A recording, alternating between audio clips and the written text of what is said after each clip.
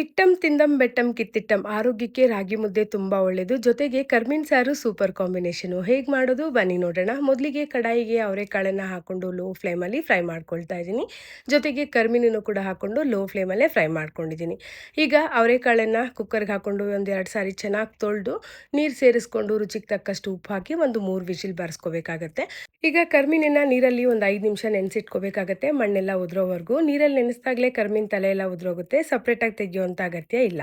ಈಗ ಒಂದು 3 ಸಾರಿ ಚೆನ್ನಾಗಿ ತೊಳೆದು ತೆಗೆದಿಟ್ಕೊಂಡಿದ್ದೀನಿ. ಮಿಕ್ಸಿ ಜಾರ್ಗೆ 1 ಟೀ ಸ್ಪೂನ್ ಮೆಣಸು, 1 ಟೀ ಸ್ಪೂನಷ್ಟು ಜೀರಿಗೆ, 1 ಉಂಡೆಯಷ್ಟು ಬೆಳ್ಳುಳ್ಳಿ, 2 ಮೀಡಿಯಮ್ ಸೈಜ್ ಈರುಳ್ಳಿ, 2 ಮೀಡಿಯಮ್ ಸೈಜ್ ಟೊಮೆಟೊ, ಒಂದು 1/4 ಕಪ್ಪಷ್ಟು ತೆಂಗಿನಕಾಯಿ ತುರಿ, ಸ್ವಲ್ಪ ಕೊತ್ತಂಬರಿ ಸೊಪ್ಪು, 2 ಟೀ ಸ್ಪೂನಷ್ಟು ಧನಿಯಾ ಪುಡಿ, 1 ಟೀ ಸ್ಪೂನಷ್ಟು ಖಾರದ ಪುಡಿ, ಸ್ವಲ್ಪ ನೀರು ಹಾಕೊಂಡು ಮಸಾಲೆ ರುಬ್ಕೊಂಡಿದ್ದೀನಿ. ಹುಣಸೆ ಹಣ್ಣನ್ನು ನೆನೆಸಿ ರಸ ತೆಗೆದಿಟ್ಕೊಂಡಿದ್ದೀನಿ. ಈಗ ಕುಕ್ಕರ್ ಕೂಡ 3 ವಿಸಿಲ್ ಬಂದಿದೆ.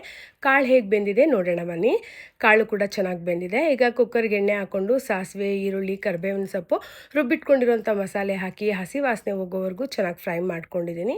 ಈಗ ಇದಕ್ಕೆ ಆಲೂಗೆಡ್ಡೆ ಬದನೆಕಾಯಿನ ಸೇರಿಸ್ಕೊಳ್ತಾ ಇದ್ದೀನಿ. ಬೇಯಿಸಿಟ್ಕೊಂಡಿರೋಂಥ ಅವರೆಕಾಳನ್ನು ಹಾಕಿ ಚೆನ್ನಾಗಿ ತಿರುಗಿಸ್ಕೊಳ್ತಾ ಇದ್ದೀನಿ. ಈಗ ಇದಕ್ಕೆ ರುಚಿಗೆ ತಕ್ಕಷ್ಟು ಉಪ್ಪು ಹಾಕಿ ಹುಣಸೆ ಹಣ್ಣಿನ ರಸನೂ ಕೂಡ ಸೇರಿಸ್ಕೊಳ್ತಾ ಇದ್ದೀನಿ. ಕೊನೆಯಲ್ಲಿ ಕರ್ಮೀನನ್ನು ಹಾಕ್ತಾ ಇದ್ದೀನಿ. ಕರ್ಮೀನ್ ತಲೆ ಒಂದು ಕೂಡ ಇಲ್ಲ, ನೀವು ನೋಡ್ಬೋದು.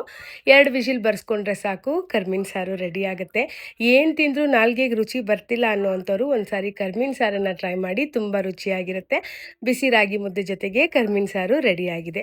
ಇವತ್ತು ಅಡುಗೆ ಮಾಡೋದಕ್ಕೆ ನಾನು ಬಳಸಿರುವಂಥ ಕ್ಲೇ ಪಾಟು ವಿಲೇಜ್ ಡೆಕೋರಿಂದ ತರಿಸ್ಕೊಂಡಿರುವಂಥದ್ದು.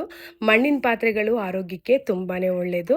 ಮಣ್ಣಿನ ಪಾತ್ರೆಯಿಂದ ಅಡುಗೆ ಮಾಡೋದ್ರಿಂದ ಅಡುಗೆ ಕೂಡ ತುಂಬಾ ರುಚಿಯಾಗಿರುತ್ತೆ. ಮಣ್ಣಿನ ಪಾತ್ರೆನ ಬಳಸೋಕ್ಕೂ ಮುನ್ನ ಒಂದು 4 ಗಂಟೆ ನೀರಲ್ಲಿ ನೆನೆಸಿಟ್ಟು ಬಳಸಿದ್ರೆ ತುಂಬ ಒಳ್ಳೆಯದು. ಈ ಪ್ರಾಡಕ್ಟ್ ಲಿಂಕ್ ಬೇಕಾದರೆ ಲಿಂಕ್ ಅಂತ ಕಮೆಂಟ್ ಮಾಡಿ.